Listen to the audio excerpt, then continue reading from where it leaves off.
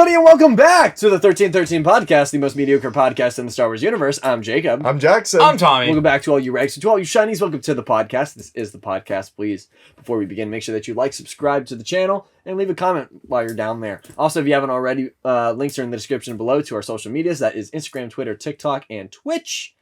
And if you want to go above and beyond in supporting the podcast, please support us on Patreon. More about that at the end of the video. Duh. Boys, Yeah. how we doing this week? Great.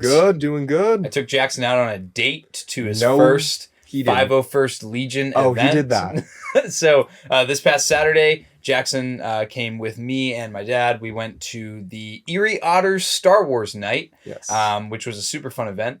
There were about 16 to 20 of us in costume. Mm-hmm. We had several stormtroopers. We had a Darth Vader, which That's was cool. super cool. We had, of course, I was ARC Trooper Blitz. My dad was in his Commander Bly getup. There was a guy who was Republic Commando Sev. That was really cool. We had a Mara Jade, a couple Jawas, a few TIE pilots. We had a Shore Trooper squad leader, I believe, which was it was either the captain or the squad leader. Squad leader.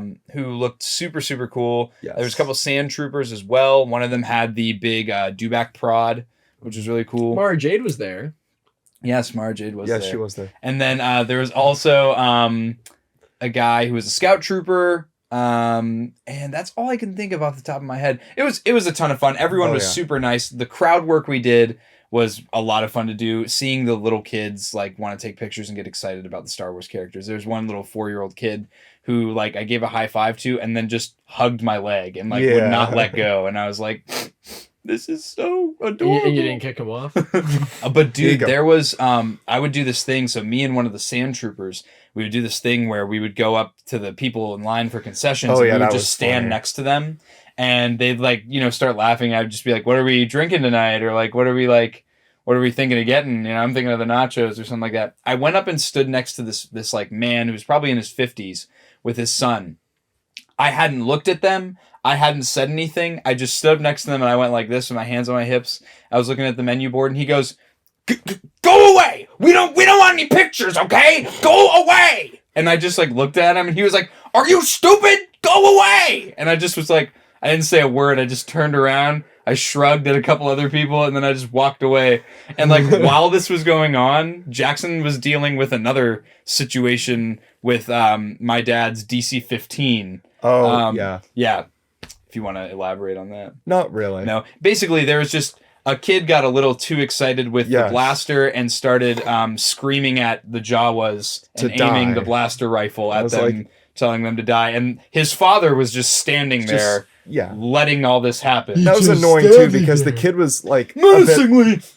I know the kid was a bit touched, but it was just like his father just stood there and just did absolutely nothing about it, and it was like, dude, like. Can't you tell that this is a bit too much? Like he's being really touchy-feely with some of the characters, and I was like, "Hey, buddy, like, hey, you can't do that." But they'll kill you. It is what it is. Yeah, it was a ton of fun though. Super fun night. Mm-hmm. We were there for probably a couple hours, and just seeing all the people's faces. There were a ton of people like our age that freaked out about the guy dressed as Republic Commando Sev. People loved Sev. He had like the vibro knife that he could eject out of his costume. Did it actually like go in and out, or he had like a switch for it that he could like switch it in and out for. That's cool. Mm-hmm. I've lit up. This is like kind of just about the Switch thing. I remember back in the day when I was like obsessed with like Assassin's Creed. I was always like, oh, it'd be so cool if they like could do hidden blades.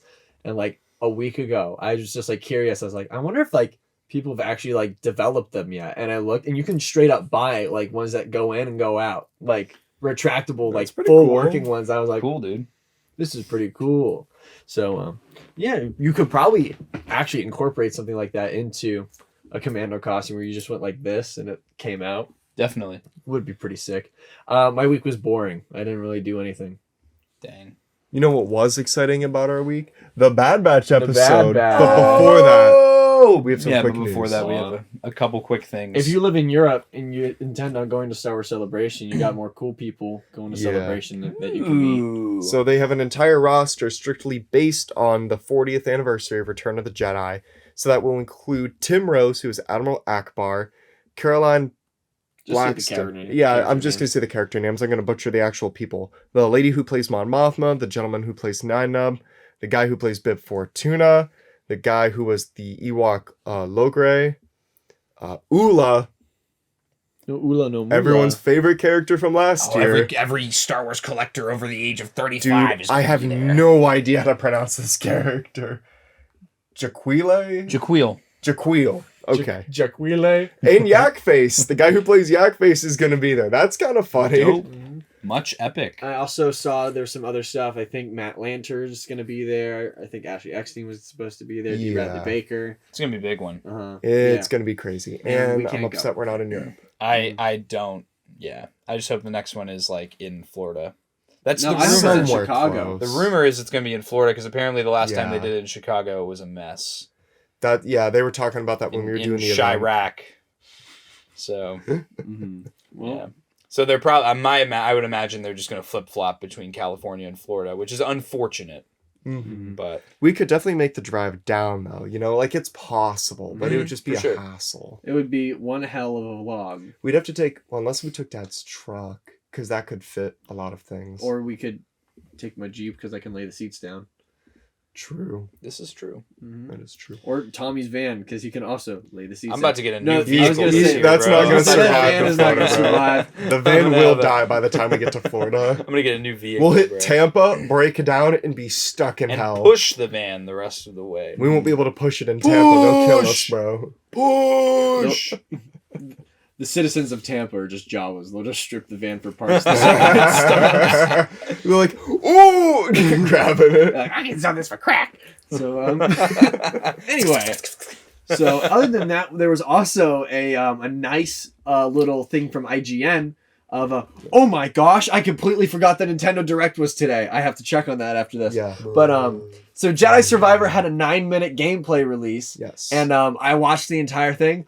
Oh my goodness, it looks so cool. It looks so cool. So the intro planet that you're on, you like crash land on it, and there's one of those giant separatist balls that you see in episode 2. Lucre Hulk. The Lucre Hulks, and the planet is covered in droids. There's B2s, there's B1s, and the B1s sound exactly how they do in the Clone Wars. Oh, and oh my gosh, it looks so cool. And there's dismemberment on the droids, there's dismemberment on creatures, and there's a lot of creatures on this planet. And again, I don't think that they're able to do dismemberment on people because Disney, but there's one combo where Cal slashes somebody in the face, and I was just kind of like, You also have the ability to fight with one saber, double blade, or you can take them apart, which I am super off the rip though. I know in the first game it was like the only way you could split them apart was like for a second in a combo. When you did the move when you broke it. When you tap the two triggers at the same time, when you had the full force bar, you would do like that combo. But now you have the ability to fight like straight up. So that looked really cool. There's like this new grappling hook where it's like instead of like just kind of like you toss it and then you can swing, it's like something that beams to walls and stuff, so you can get stuck to the wall. That looked pretty cool. It just built my hype up really high, and that's also why I was kind of like, oh my gosh, I forgot about the direct, because hopefully there's some Tears of the Kingdom gameplay that came out today, because there's only been 2 trailers for that game and it's supposed to come out in like a month and a half. So it's probably gonna get delayed. It probably is. The gameplay looked great. I didn't get to watch all of it, but I watched the first couple minutes. It's nice because it feels familiar, but also it's fresh, very, very new, very fresh, very nice. Ocean, very Cal Kestis, ocean, very ginger, very fresh, very beach. Do you say diabetes? Diabetes in sign language is sweet. No, that's literally what it is. That is kind of funny. Oh, who even comes up with the stuff for sign language? Apparently, it's like a dialectical language too, because like Pittsburgh ASL is different from Erie ASL is different from Cleveland ASL. Like you have your own little slang terms and stuff in each like area. Like in our area, we say if you want to make fun of someone that's not deaf and you're like laughing at them, this is H. And this is A, so you go ha ha ha ha ha. You just ha ha ha. Get made fun of. Ha ha. It's very fun. Imagine very funny. Laughing like you're watching a funny movie. You just sit there. You just. We're also starting to learn. We're also starting to learn insults now. So if you want to call someone stupid, you just go like this. That's stupid, and then dumb is this. Yeah. Interesting. And then if you want to call someone, like if you want to say someone's like. Someone's annoying you, you just go like that. You go duh. And then I also know some swear words now. You just want to act them out and not say what they are? Yeah, so first you have the letter B. There's that. There's Okay. this one. I know That's my a really favorite bad one. And then there's this one, which is for someone who sleeps with many others. And then I'll remember this one so I can look at some people and do it. and then but don't get it misconstrued because this is shy. So don't do. You could either be shy or you could be quite the opposite. Yeah. So, anyways. Yeah. Yeah. Anywho, Very Bad nice. Batch. The Bad Batch. I'm conflicted. More like the Sad Batch. More like the I cried. Yeah, I welled up. I had one tear. I did well up too. I had a was single leaving. tear for my favorite character. I was so mad. I was like, these 2 episodes were exactly what I needed, exactly what I want. Wait, what are they talking about? Wait a minute. No. Dive right in, dude. So, the spoilers, if you haven't seen it already, Echo left the Bad Batch. The band broke up. It's like One Direction, bro. Ever since Zayn left, it was never the same. I brought him to school with me because I was very upset. You know what? It's okay. And one they of my have his teachers made fun of me. replacement. Tech was always the better Echo. That is a very hot take. Because I don't even They're consider 2 different things. I was gonna say I don't even consider them the same role, to be honest. Yeah, Really? like, at all. Yeah. I always kind of assumed them to be the same thing. Well, Tech is the brainiac, and then Echo's Echo like is the astromech droid. he's computer. Gadget. Yeah. He's Go Gadget. Tito. Honestly, I think this was best for Echo's character because It makes Yep. sense. he's been complaining since season 1 about thinking they need to do more for the clones. So I think that this fits his character very well. I just was taken aback by how the viewers were in the same spot as Omega, where like you're realizing what's happening and you're like, no. That it was just all at once. It was just like, oh, he's leaving, and it was like, bro, what? They're like, we'll see you later, and I was like, When Omega hugs him, that was what got me. Yeah. That was what got the me. fact that he was leaving is what got me. I was like, you can't be serious. He's my Yeah. favorite one. Well, He's so not gone I was yet. talking to Jackson earlier. I do have a theory about how this will connect later in the story. I think that because now Omega has seen, and I'm sure this is going to be most of our conversation, clones and veterans' rights and clones' rights, and this is Yes. all very deep and very new, and I'm in love with every minute of it. But cool. I think for me, this will fit in because now that Omega has seen like how the clones really don't have rights in the galaxy, and Yeah. she has experienced it firsthand from the perspective of the Senate. Omega becomes politician. Omega is going to start pushing Hunter to do more, and I think, bless you, Sorry. I think that that's going to be what pushes the Bad Batch to finally do more than just take jobs for Sid, because at the end of the day, Hunter always does what Omega wants to do. Yeah, exactly. And I think that when he sees how passionate she is about, like, you know, fighting for the clones and doing stuff to help the clones, I think that that's going to be what ultimately brings us back to Mount Tannis as well. Mm-hmm. That's a cool one-legged pose. I'm completely shocked that they just kind of offed Rampart. They're just like, that was cool, I don't think he's though. dead. well, no, he's not dead. Yeah. But I really hope they don't Agent Callus him. Palpatine just dumped him, bro. Mhm. He really did. Yeah. That was just like, He was I was- means to an end. I was talking to Tommy about that. That was just such a powerful scene because it's like, yeah, in the trailer we saw Palpatine, but like didn't really know when he would come in or what role he would play. I didn't think it'd be that important. But it was just perfect manipulation because he was just like, this is really awful. This really is the reason why we need to have this new defense bill and really phase out these clone troopers who will really just do anything that we want. So everybody who is against the defense bill is now for the bill, obviously minus Senator Chuchi and Bail Organa. But it's just like, wow. Oh, like, And how just it a little fell Easter egg. into place. That other, if you don't recognize that other senator that was in agreement with Yeah. Organa and Chuchi, she is in Rogue One. She is one of the Oh, council okay. members in Rogue One. I thought that was a really nice that's touch. right. I knew I remembered continuity-wise. it from Mhm. somewhere. Okay, that makes Yeah. sense. I think she's wearing the exact same outfit. Too. Well, Mothma isn't in the Senate. That we see at least. Yeah, she just probably wasn't like there. I feel like She was this... too busy getting the rebellion started. Yeah. And taking too much money out of her account. And then she's like, oh. For me, what gave Palpatine more power of presence in being there is that, especially too from Andor, we've only seen the senators just like deliberate against themselves and talk because nobody really cares that much. But now the fact the Emperor himself has showed up Now it's like, okay, this is a big deal. This doesn't happen ever. It's a big difference between the Galactic Republic, where more often than not, Palpatine would be present at a lot of the meetings. Or, like, if he wasn't, there would be a subsequent scene, like in the Clone Wars or the prequels, where we see what he's doing in the Senate building while these meetings are going on. Yep. Or whereas now, it was almost like he was the Speaker of House, but that's Masameda, but they would sit in the middle. But now it's like, he's really hands off with the Senate, and it just goes to show how obsolete the Senate has become under the Empire. Yeah, because they couldn't even get to a solid agreement anyway on that defense bill until they had that evidence against Rampart to begin with. Mm-hmm. Now, something that I really want to talk about is like the whole big picture clone thing, but I kind of really there's one thing that's stuck in my head. Sniper clone. Yep. Sniper clone has been stuck in my head all day. I've had the chance to watch both episodes twice already, which is awesome. Dang. I got to watch them by myself when I woke up at 5 a.m. and couldn't go back to sleep. And then I watched them with my dad like 3 hours later. 4 a.m. And then, but the sniper clone. What do you guys, what's the theory on the sniper clone here? Because we don't get a lot of explanation as to how he came to be, or, we know that he has no CT number.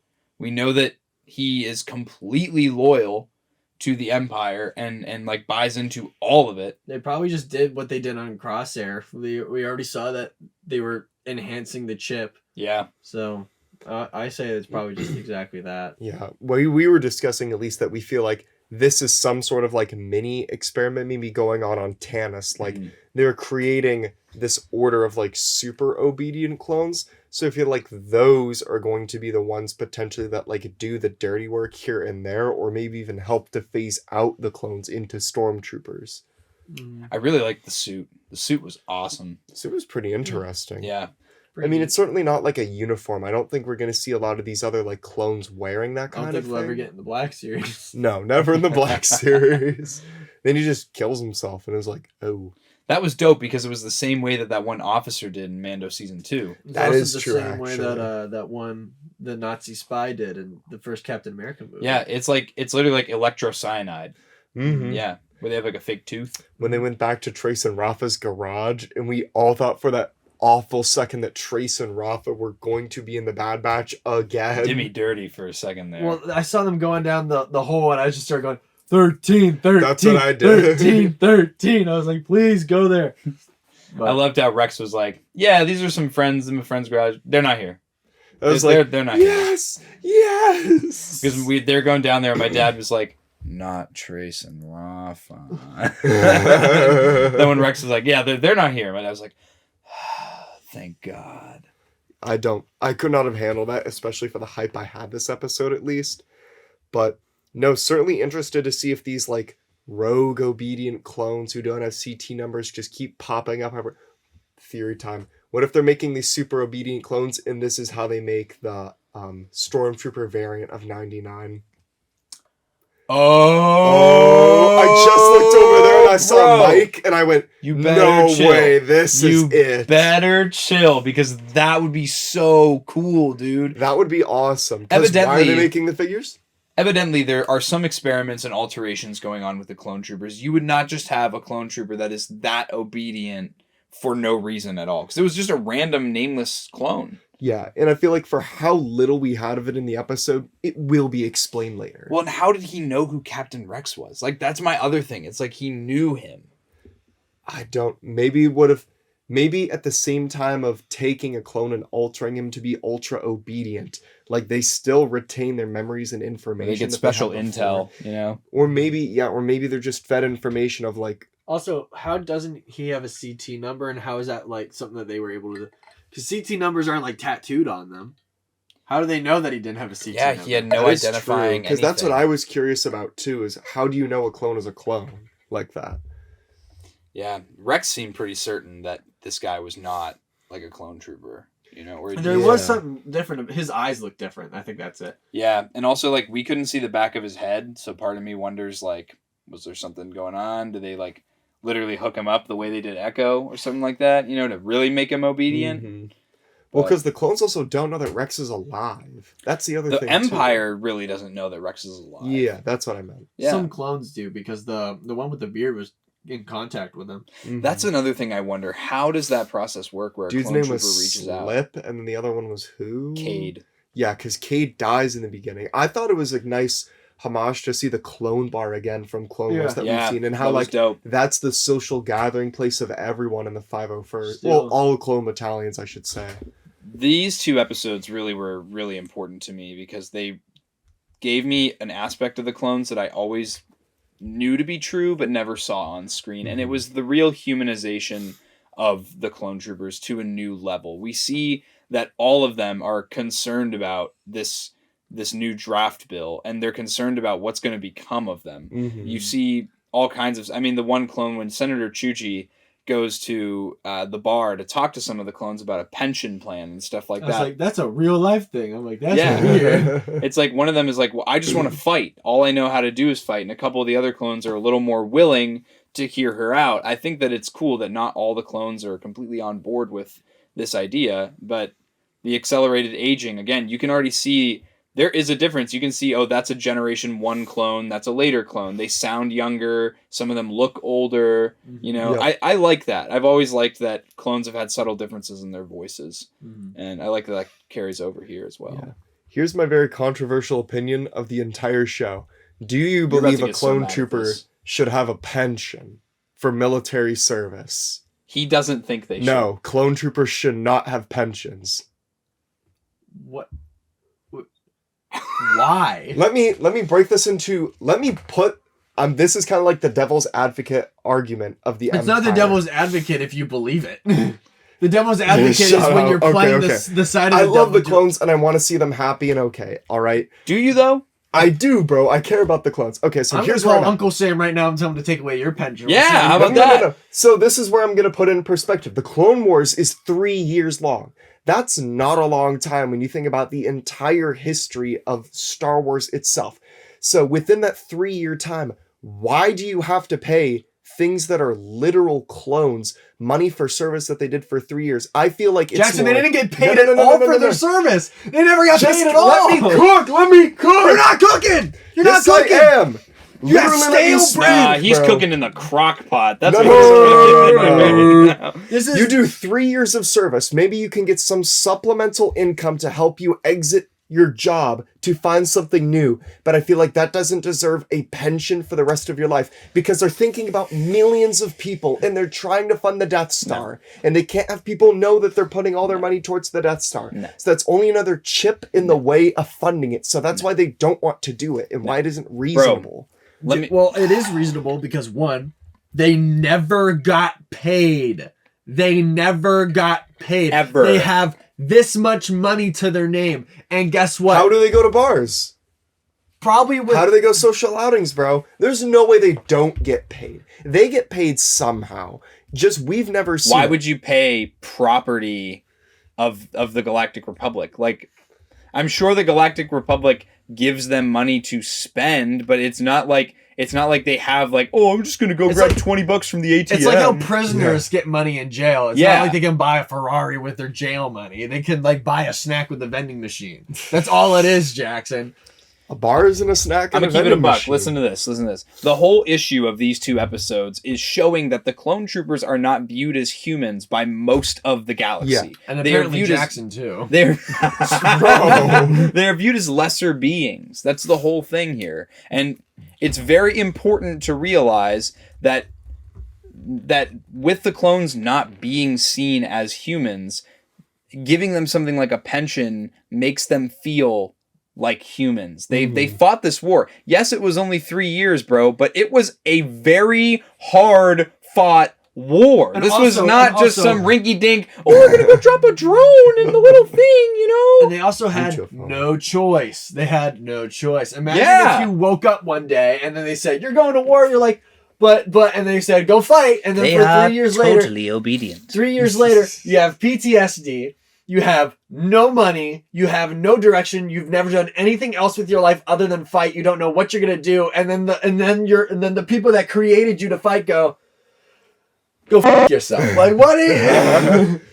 We have one per episode, remember? Bro, the Galactic Republic is so great. Those clones should be exiting the market and finding reasonable jobs to sustain their lives. There's no way that they should be on the streets begging for money. So this puts into... that's what I'm putting into perspective as the real life issue. This puts into perspective also the same issue that the Bad Batch has been facing. We have seen how difficult it is for the Bad Batch to not do something that... Roll Tide.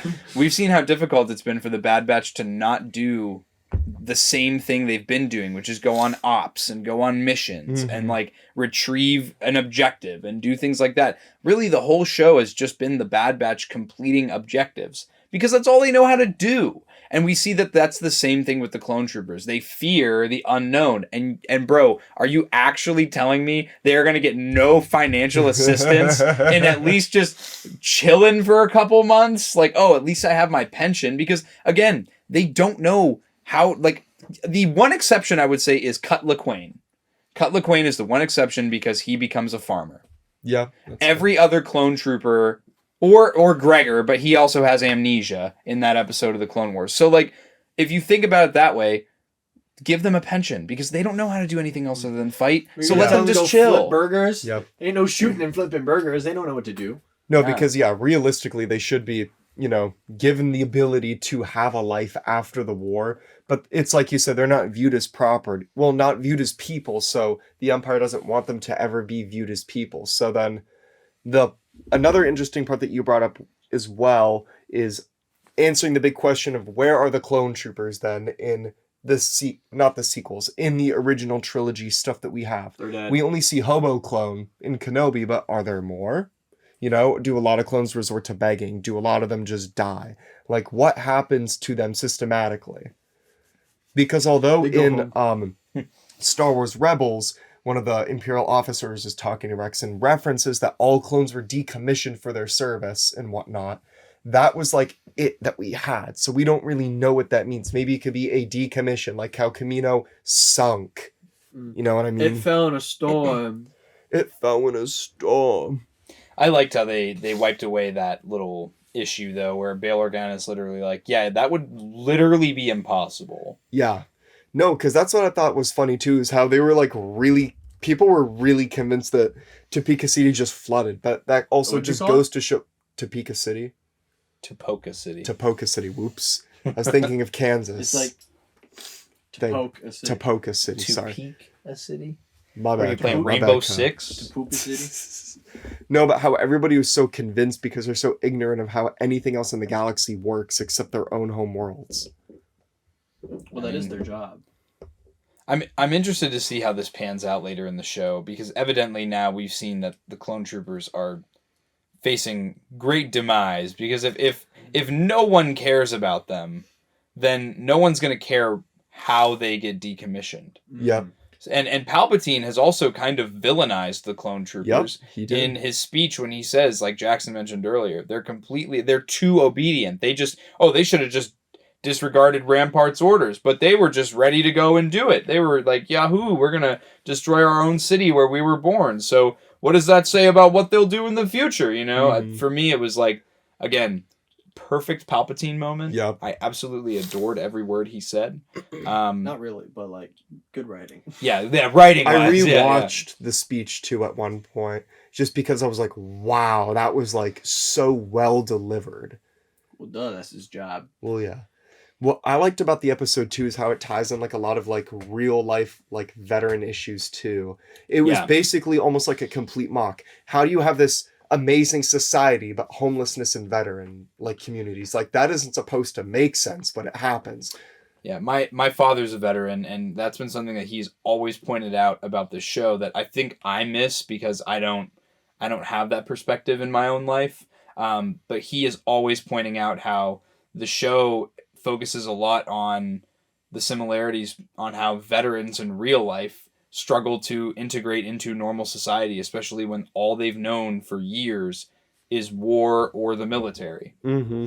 And not even just like combat-based stuff. It's just the structure of the organization. Yeah. You're with like the clones, like-minded people who believe the same way that you do and have the same work ethic.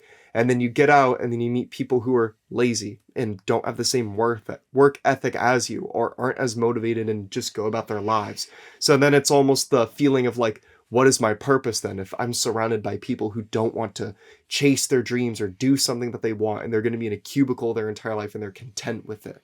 And not to mention too, like, there's the point that all these clone troopers, again, I totally lost my train of thought. Forget it. You were talking about like-mindedness. I cannot wait for the next episode for the Bad Batch to go on another mission with Sid. Dude, and let me tell you all right now, because like Jackson and I already talked about this. Everybody's like, finally, the show is getting back to its roots. We're gonna go, and now it's just gonna be here on out. It's just gonna be this. I'm like, we have this whole plot story, which has been going since the beginning of season 1 of the Bad Batch and Sid's relationship. This has to be resolved for the Bad Batch to move on. They're not just going to dip and never talk to Sid ever again. So something has to happen. What I think, my theory is that there's no way they were on Coruscant and they powered on this Venator and there was no security footage that saw the Bad Batch. I think that somehow the Empire is going to realize that the Bad Batch is indeed still alive and that Rampart was hiding that they were dead, and Crosshair is going to be assigned a mission with his new unit of clones that he's with to hunt down and either capture or defeat the Bad Batch.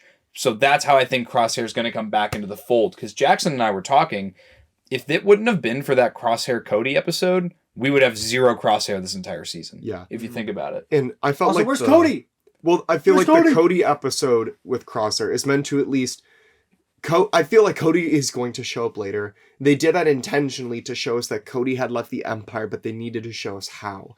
What I am personally theorizing for the next episode, and this is solely based on opinion in my head, is that in this episode, or at least the next, I'm going to predict that we will see Crosshair. Yeah. Because it has solely been focused on the Bad Batch. I feel like now we need to see, like, from Crosshair's perspective, what is he doing in life still? Or maybe they're not ready to show us that side yet and have those roads intersect.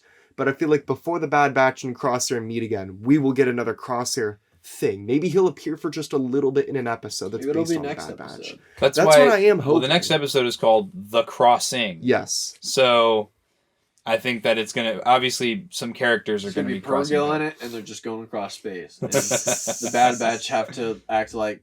what is it? The walk patrol people at elementary schools where they stand there with the sign and go like, that's gonna be the Bad Batch for an entire episode. Safety patrol. Yeah. No, I think honestly though, I think that's what that episode served the purpose of earlier in the season with Cody, was to show this is what Crosshair is doing, this is how he's feeling, and he's feeling completely, in my opinion, completely disenfranchised by the Empire, but he doesn't want to admit it. Because, again, fighting is all he's ever known. And this is what he's choosing to lean into. So I think that seeing him get assigned to fight the Bad Batch again, I don't know how he's going to feel about it, you know? I don't know. Come with you guys. Because I don't think he'll willingly hunt down the Bad Batch. Maybe if he's assigned to it, he'll look for ways to get around it or sabotage the mission. Because they also did name that clone at the end that will be in charge of him. So I feel like that is another point that will come up in this season. Be? Exactly. Who is this clone? Maybe you'll see. Fordo? That would be cool if it was. Be epic. I think another clone that would be cool would be anybody with a name. Commander Faye or something like that. He was in Legends, and he was like this special clone trooper commander that literally his whole job was hunting down Jedi, and he killed like multiple Jedi and stuff. So he was a purge trooper, and he had like Jedi robes that he wore over his clone purge troopers start to come in? That would be sick. See, now here's what I'm saying. What if we got to see Wolf in some capacity? Because even when we see Wolf in Rebels, he's still mentally messed up from his chip. There's no way that they're not going to show Wolf at some point in the show. I don't think there's no way that there's not going to be season 3. That's what I'm saying. There's got to be a season 3. Well, this is what I mean. Like, this is what we've been saying this whole time. Let the show cook. Let it do its thing. Because I know that even in our own Discord, there were some people complaining about, like, oh, this plot point didn't get resolved in these episodes. This didn't get resolved. This was a miss. I'm like, dude, not everything can happen. The show would be over in one season if they just dashed through the whole thing. And honestly, I'd prefer, because especially the last, like, few episodes before this, like not being so centric on this huge major plot point, which is completely pivoting the pace of the show because literally Echo is gone. I think that it's gotten me a lot. Poor Jacob. I'm so sad about no it. Echo.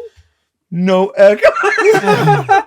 No, but you know, Hunter dies. you know what I'm saying though. It's like I think that this has completely changed the show, and I've appreciated it a lot more because we have had episodes where we're just getting to know the Bad Batch, we're just doing things with the Bad Batch, and this feels so much more pivotal to the story because it has completely changed the dynamic of our main cast of characters. See, because what I'll say to that as well is if this story is going to progress this slowly and take its time to, like build up these big things that we've had, like the mid-season finale, I'm okay if it goes this slow and it stretches multiple seasons. Same. To me, that becomes the Clone Wars again. This is like our, I guess the next little kids generation of the Clone Wars that grows up with Mando and whatnot. Because I'm so incredibly nostalgic for the Clone Wars. And as soon as this show ends, the Clone Wars and anything like that ends. Yeah. I don't think we will ever see anything else in this animation style or the way that it's done. I mean, we had Tales of the Jedi, but I feel like that is a very, very rare exception to that. It was a treat. That was very much a treat. I don't think Dave Filoni can help himself, though. I feel like there always might be something that goes back. I agree. I don't know. This really built... Especially like with the Ahsoka show coming out. Yeah. Oh my gosh, I can't wait for the Ahsoka show. I'm so excited. So how long till Ahsoka shows up in the Bad Batch? I doubt she will. I don't think she will. Because her and Rex don't meet again until Rebels. Yeah, and we also... Well, we don't know that. Because we know that they are still together in Tales of the Jedi for a little bit. And who's to say that... But then they split up, remember? Because there's the Ashla arc where she's like a farmer, which is what the Ahsoka book is. But then she meets Organa. Mm-hmm. Yeah. Well, who knows? Maybe the Bad Batch will run into her. That would be weird. That's what I mean. They've been showing pretty much every other Clone Wars and Rebels character so far. They've been giving us tons and tons of cameos. Yeah, we got Hera, we got Kanan. I don't think Chopper. we'll ever see. We got Chopper. It would be really interesting if we saw Mandalore somehow. Can we get or even Doug Flick in the Bad Batch? I also think. Flick? Oh, come on, it was Watermelon Outpost's dad. Doug Flick go bonkers. That's a deep cut Discord reference. Wow. Also, though, what if we get like an arc where the Bad Batch get into the criminal underworld and they run into Darth Maul and Crimson Dawn? Ooh. Yeah, because Darth Maul's still running around during all this. Bro is literally thriving with Crimson Dawn right now. There's so many things that can happen, and I feel like especially now, the show wants you to know that because Echo is leaving, the clones are no longer the central point and the focus of the show. Like, that is what Echo is doing, but the Bad Batch is doing their very own thing now. These two episodes gave me the thing that I was wanting most, which was like, what's going on with the clone troopers? Yes. And they left it at the end of season 1. They left us with the Mount Tannis scene and all the they evacuated all the clones and all the embryos to Mount Tannis. Yes. And we got left with that for pretty much the first half of this season. Now we've revisited this plot point. I don't think we'll see it again until the end of this season. No. The end or maybe even season 3 at this point. This is what I get for being pessimistic about the filler episodes. Dave Filoni said, oh, there goes your favorite character. He said, oh crap again, I'm going to take more away. Now the next episode's going to be like, great. That's why I'm a good little boy and I talk only good so then Hunter lives. Oh, he's the main character of the Bad Batch. He's going to be fine. Well, you'd better hope that Echo ends up rejoining with the Bad Batch, because why wouldn't he be with Rex and Wolf Rebels and Gregor in Rebels? Yeah, well, why wouldn't any of them be? Yeah. Yikes. Because they're all going to die. Yeah, they're all going to perish. If Echo dies at the end of this season, I won't watch season 3. I will not. You will. I will, but I won't be happy. He'll be begrudgingly watching. What if he repaints his armor to have the U on his helmet? Who? Echo. Oh, from his original ARC Trooper? Because what if he doesn't paint it to be like 99 anymore? So Jacob really likes Captain Rex's plainclothes garments. No. What? He really likes it. He looks really like does. a manager at your local Sonic. Dude, that was so weird. I was like, bro, what you I was look like, naked. what happened to the armor? Because didn't he have it on before? Did he just? In season 1, he had it on. Yeah, why do you take it off, bro? To be honest, I think it makes sense because he's trying to keep a low profile, but also he's a clone trooper. So you look like every other clone trooper. It's like you're not hiding anything. Just but people recognize him as Captain Rex because Senator Chuchi also instantly recognizes him. Well, because she met him too, but then at the same time, Rex years is ago, renowned. though. Years ago, but it was only 3 years. Well, it's 3 not years awful. That's a long time. It was the beginning of the war too, but I mean, they had a lasting impression on Pantora. So also, Senator Chuchi got slip killed. That's my opinion. Oh yeah, she definitely did that. Yep. And I honestly, I'm mad at her for it because she kept getting in his way and being all loud, making a fuss with her bright colored guards. You should come with us. Wait, please. With their mouth of Sauron helmets on. He was like, I'll be right behind you. I knew instantly. Oh, you did.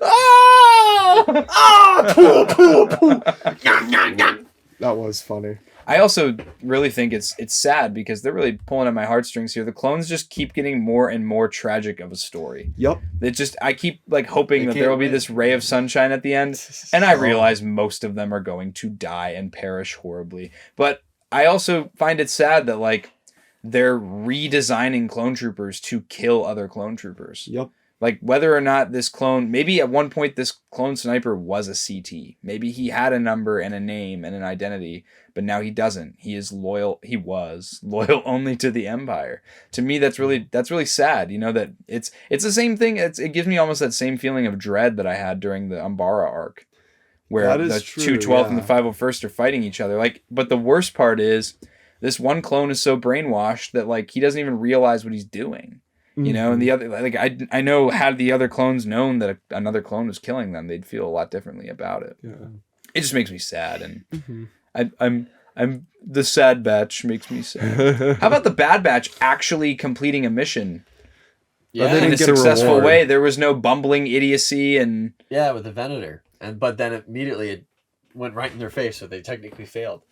Yeah, I was just glad there wasn't like Wrecker slipping and falling and banging his head. Until the end, because he did bonk his head in the escape pod. Yeah, when they crashed. Owie, I hit my head again. But like Tech actually did a lot of useful stuff, and like Hunter was actually calling the shots really well, and I did like the little callback to Rex being like, Wrecker's still afraid of heights. He's like, this is him better, bro. What are you talking about? Bro, please, this is him. That was also a lot of fun to just see like Rex and the gang on a mission. Yes. It gave me like little callbacks to season 7 of the Clone Wars. Rex and the gang. Rex and the boys. Oh, yeah.